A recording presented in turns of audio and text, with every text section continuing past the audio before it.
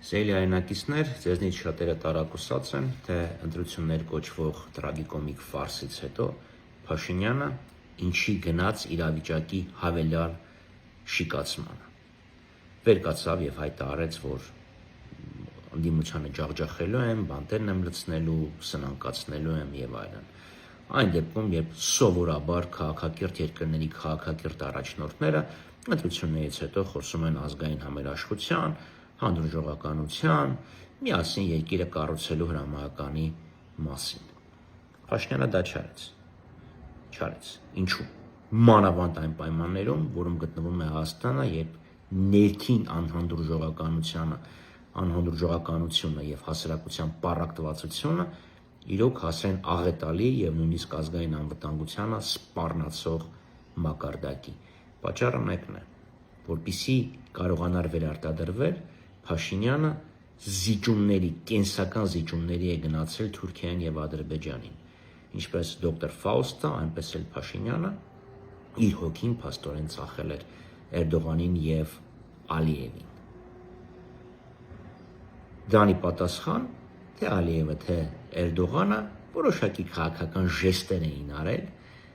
որոնք մեծացել էին Փաշինյանի վերընտրվելու հավանականությունը։ Օրինակ հիշեք Էրդողանի հայտարարությունը, որ մենք ինչ-որ բաներ կանենք, որ Փաշինյանի հավանականությունը վերընտրվելու մեծանա, եւ հենց ընտրարշավի ժամանակ իրենց հայտարարությունը, թե իրենք սկսել են ուղիղ առևտրի վերջնականացման գործընթացը։ Ինչ-որ մի հատ գործընթաց են սկսել, որ Աստված գիտե երբ կվերջանա։ Իրականում այդ գործընթացն մի եսի ինչ չի, որևէ ազդեցություն չունի, ուղղակի բառ է Հայաստանի եւ Թուրքիայի միջև հարաբերությունների բարելավում։ Եվ Ալիևը, հիշում եք, հայտարարեց Հայաստանի իշխանության հետ խնդիր չունենք, Հայաստանի եւ Ադրբեջանի միջև բոլոր հարցերը լուծված են, իսկ ընդդիմությունը իրան վատ է պահում։ Եվ սրա համար պետք է Փաշինյանը պարտքերը տա, չէ։ Ավելին ասեմ, արմատը շատ ավելի խորն է գնում զիջումների։ Մենք դեռ 24 թվականից էինք ասում, որ այն փաստաթուղթը, որը Հայաստանի եւ Ադրբեջանի միջև շրջանառվում է, որ այս իշխանությունները ոգևորության պայն կոչում են խաղաղության համաձայնագիր, Հայաստանի համար որևէ հարց չի լուծում, փոխարենը լրացուցիչ պարտավորություններ է ենթադրում։ Որպեսզի մերկապահանոց չթվա խոսքս կարդամ, օրինակ 8-րդ հոդվածը. կողմերը դատապարտում են եւ կպայքարեն անհանդուրժողականության, ռասայական ատելության, խտրականության, անջատողականության, բռնի ծայրահեղականության եւ ահաբեկչության դեմ դրանց բոլոր դրսեւորումներով։ Ակնհայտ է, չէ, որ Ալիևը ցանկացած մարդու, ցանկացած քաղաքական ուժի, ով խոսում է Արցախի մասին, ով խոսում է վերադարձի իրավունքի մասին, գերիները ազատելու մասին, Արցախում հայկական պատմամշակութային ժառանգության պահպանության մասին, այդ բոլորին ինքը համարում է ահաբեկիչ, ծայրահեղական, անջատողական եւ այս թղթով ինքը պարտադրել էր Փաշինյանին, որ Փաշինյանը այդ ուժերի դեմ պայքարել, բայց Փաշինյանը երեք չի ձախողել է այդ պայքարը։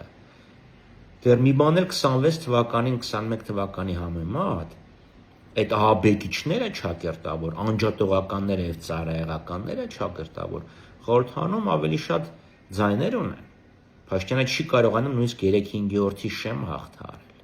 Բա պարզա չէ, որ պետք է Ադրբեջանը զայրանար։ Բա պարզը չէ, որ Հաջիևին պետք է ուղարկել Հայաստան, որ ասեր մոռացել ես, որ ես քեզ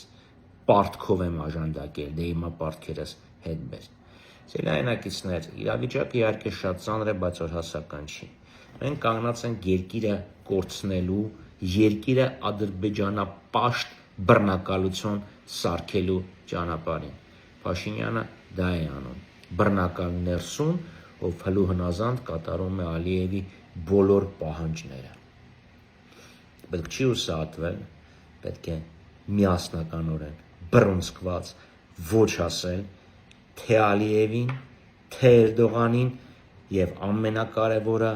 Նիկոլ Փաշինյանին, այնպես որ պայքարը ավարտված չէ, պայքարը առջևում է։ Լավ մնացեք։